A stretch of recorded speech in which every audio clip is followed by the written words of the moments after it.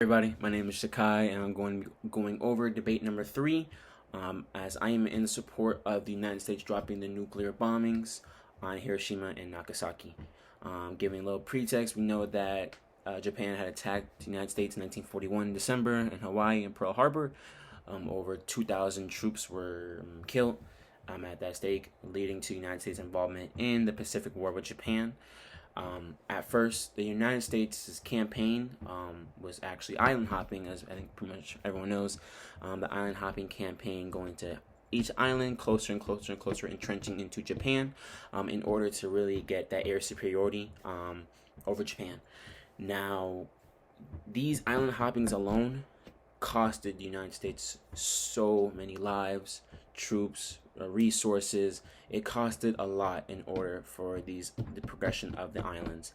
And we got to remember that Japan was entrenched. They were ready to fight. They were ready to lay down their lives at any cost.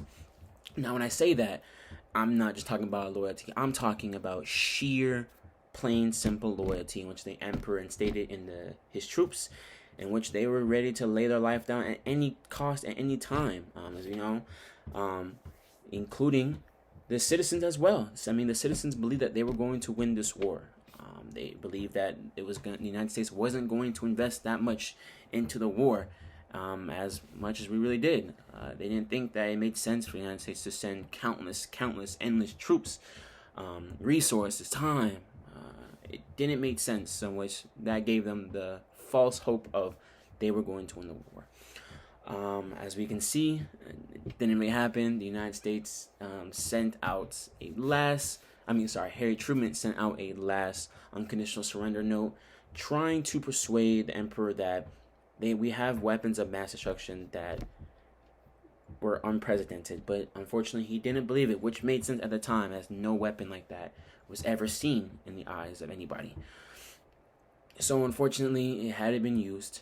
As we know how that happened, countless Japanese people were killed. This include military targets, citizens, you name it. The cities were obliterated, gone, wiped off the map. Now, that was city number one.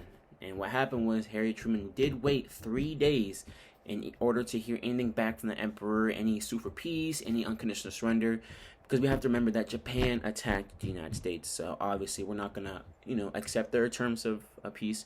They're gonna accept our terms, as of course they started it. Not saying that this was a 100% move, but it was a necessary move. It had to be done. After 3 days, no response. They weren't phased enough, I guess. So the second bomb did need to take place. Now, once the second bomb took place, then the emperor realized that this wasn't going to work out very well. Some counter arguments saying that how come the bombs weren't dropped on military targets in the island hopping campaign. But going back to my point, 3 days after a whole city is obliterated and you still don't sue for peace, what makes you think that now is the time to sue for peace? How many more people need to die in order for you to realize that it's not a winnable war, or that this weapons of mass destruction is very serious, very dangerous? So I don't believe that it made sense for the United States to drop nuclear bombs onto military islands where there was less citizens, more military targets, because, like I said, a whole city obliterated and still no sue for peace. Also, if the United States didn't drop these bombs, we have to remember how long this war would have taken. It's estimated around roughly 10 years of just countless war, with over a million lives being lost.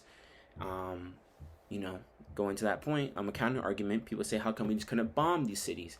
Now, that is a tough little argument, but at the same time, going back to what I said, it wasn't that it was necessary. It was more that the emperor instated that Japan was going to win at all costs, no matter what, in which he did right, as we can see in Ukraine with their president.